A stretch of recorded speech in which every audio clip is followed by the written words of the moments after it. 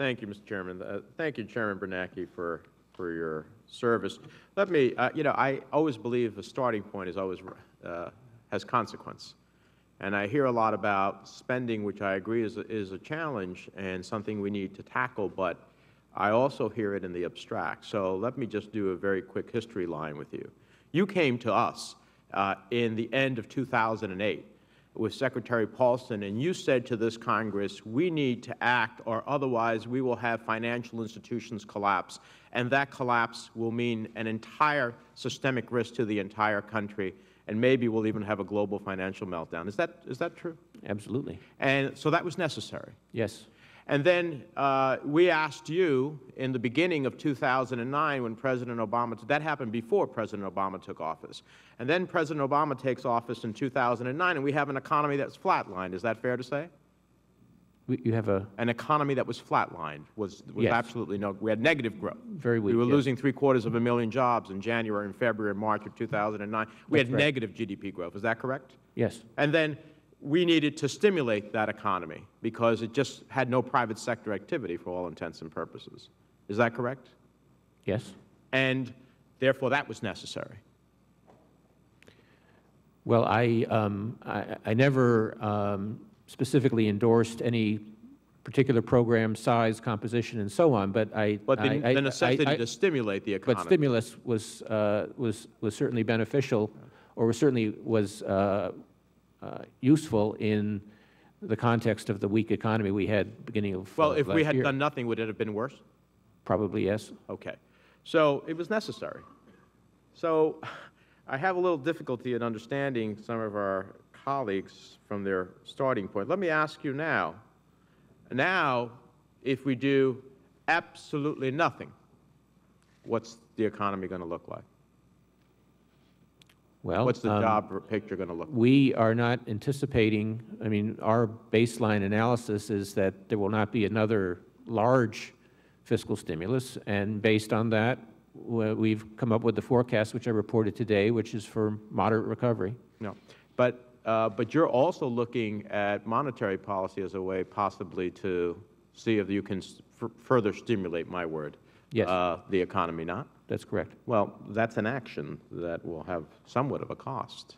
So we have choices here. We could have done nothing, spent nothing, and had a global financial meltdown, or we could have acted and prevented that because the consequences would have been far greater. A global financial meltdown means a depression in the 21st century that would have been far different than the depression that you studied under Roosevelt. Would that not be true? Senator, I've never objected to the spending that was done to address I know you the haven't. financial I'm crisis. just trying to get the record here straight. Right. So, I think that the fact that we have a 10% of GDP deficit this year is completely understandable given what we've been through. Now, so we're looking at debt and deficits now, and I agree we need to tackle that. So adding another $680 billion to the debt, is that a good idea? It depends on well, if everything else being equal. Raising the debt is a negative. So raising the debt is a negative, and if I do that in a way in which I don't offset that, that would be a negative, would it not be? From the debt perspective, yes. From the debt perspective. Yeah. Now, but that's in essence what some of our colleagues want us to do in extending the tax cuts that are expiring and not pay for them. And so I just don't understand how we reconcile those views. Is it permissible never to pay for tax cuts and what they drain the Treasury of? Is that a good fiscal policy? If you don't control the deficits over time, eventually the markets won't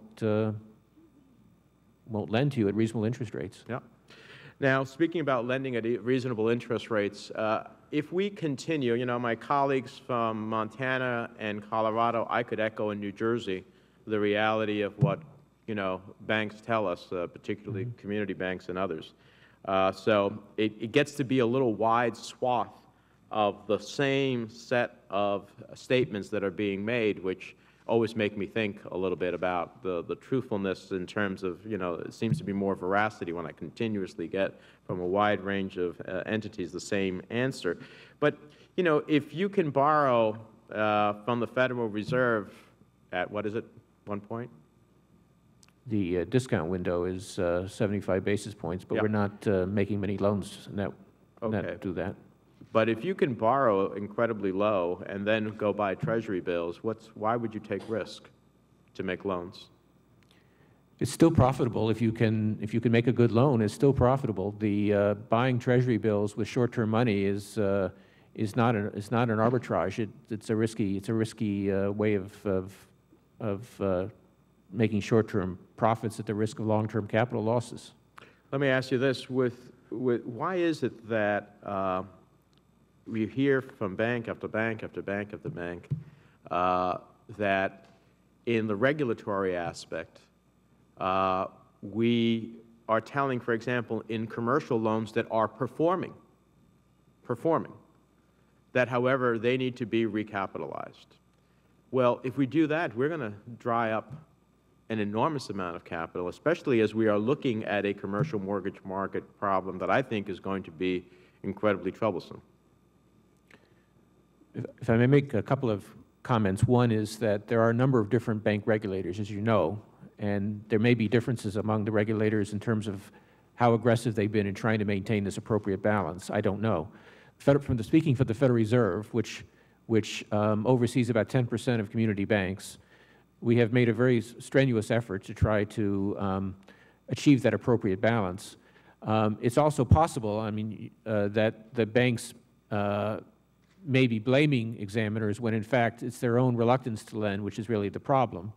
But I agree with the basic point that we need to continue, and we're making extraordinary efforts. We need to do everything we can to make sure that banks make good loans, that if a credit-worthy borrower comes, that they can get credit. With respect to your particular point, one of the specific elements of our guidance is that a decline in the value of the property, the commercial real estate, of course, we've seen a very widespread decline across the country, is in itself not a reason not to make a loan if the cash flow is adequate to make repayment.